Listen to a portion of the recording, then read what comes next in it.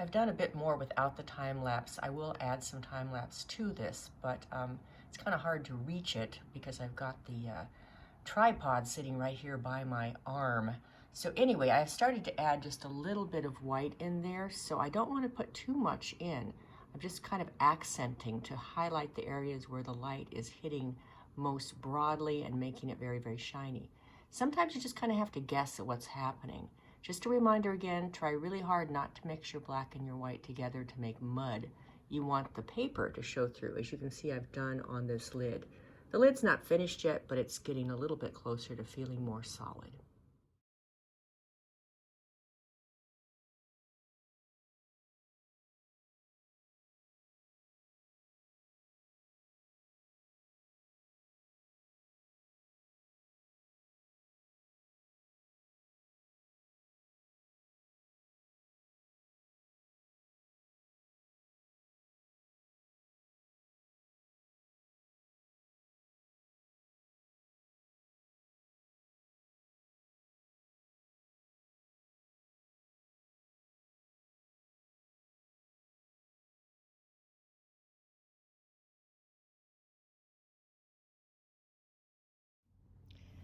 I wanted to mention something. Sometimes you're going to find that the values are exactly the same. So in this case where you see this gourd, if you look at the photo, the bottom of the gourd is very, very dark because the color of the gourd in the end there is dark as well.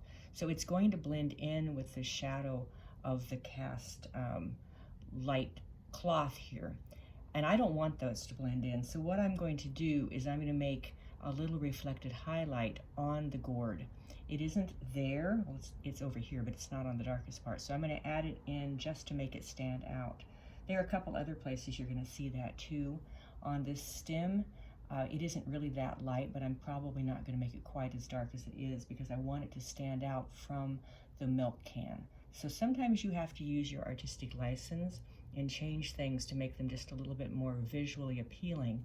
When we look at a photo, it doesn't bother us because of the fact that it's a photo and we accept it as reality. But when you're doing a drawing, people are a little bit more critical, I guess, of what they're seeing, and they might say, well, that just disappears. So you want to make sure that you add those little hints for people to understand what's going on.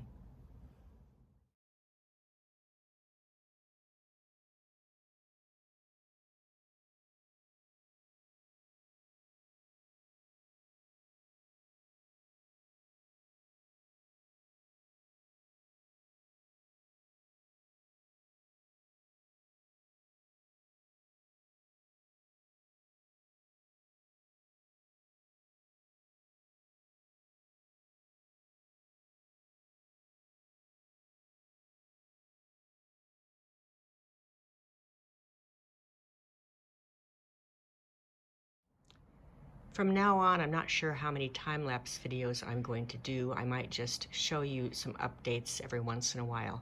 The reason for that is because where my tripod is right there, and it makes it really hard for me to get over to the right-hand side of the drawing, so I'm probably going to be doing that. You can see that I'm making some progress. You can tell where the light is coming from. You can see how the shadows are falling on the objects around the other objects. And as I told you before, I'm beginning to give the handle a little bit of thickness. Now you have to really look at it, and one thing that tends to happen is we think, okay, this is a round handle, and then people just make this round thing above. You need to look at the negative space. Look at your spatial relationships, see how much is showing between the handle and the lid of the milk can. Also in class, I told you that charcoal is water soluble, and I know that for a fact for many reasons, but today when I was working on this, for some reason I had water in my hands, and so there's a little drop there that I'm going to have to cover over because otherwise it's going to look a little bit strange. So we're making progress, and I will continue to work on it. My goal is to get this finished before all of you students actually start, but we'll see if I make that or not. One more thing I forgot to mention, you want to keep your pencil sharp, which I actually have said before, but sometimes you don't necessarily have a pencil sharpener that works very well for charcoal because it is brittle and it will break off. So if you have sandpaper at home, you can use that. This is actually made for pencils, It's a little tablet of sandpaper. But if you just have some in your garage or someplace, that's a really good way to sharpen down your pencil. It'll get charcoal everywhere though, so make sure that if you use this, that you do it in a place that's not going to get all black with charcoal.